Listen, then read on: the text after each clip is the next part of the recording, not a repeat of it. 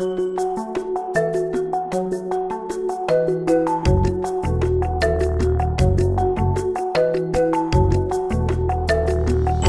numéro 9 de la JLMB est consacré aux droits de la famille et particulièrement à 3 questions.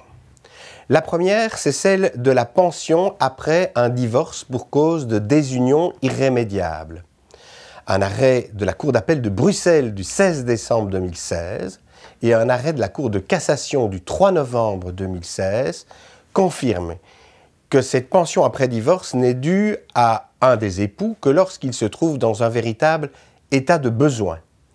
et que tel n'est pas le cas si c'est seulement pour lui permettre de conserver son niveau de vie antérieur.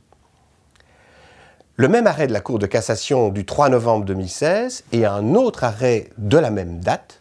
sont annotés par Didier Carré car ils portent tous deux sur la notion de frais extraordinaires. Qu'est-ce qu'un frais extraordinaire par rapport à un frais ordinaire, dans le cadre bien sûr de la débition des aliments qui sont dus par l'un des parents à l'autre pour l'entretien des enfants.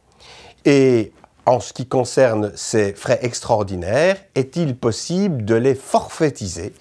et d'ailleurs d'ajouter ce forfait à celui qui est accordé pour les frais ordinaires? Réponse positive de la Cour de cassation. Didier Carré fait donc le point sur la question des frais extraordinaires dans une note très argumentée. Nous avons ensuite une série de décisions de juridiction de fond, essentiellement des tribunaux de la famille, en matière de filiation et tout particulièrement de contestation de paternité, avec une série de questions qui sont abordées. D'abord, la question de la preuve qui doit être rapportée pour l'emporter dans cette action de contestation de paternité, la question de la loi applicable, avec une appréciation des éléments d'extranéité qui peut être particulièrement fine, la question du délai dans lequel l'action doit être introduite, la question des rectifications qui peuvent être imposées aux actes d'état civil, et aussi, et peut-être surtout, dirais-je, la question de l'intérêt de l'enfant, deux décisions venant préciser ici que celui-ci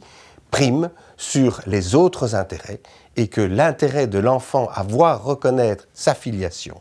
prime notamment sur l'intérêt de la cellule familiale et de la mère en particulier.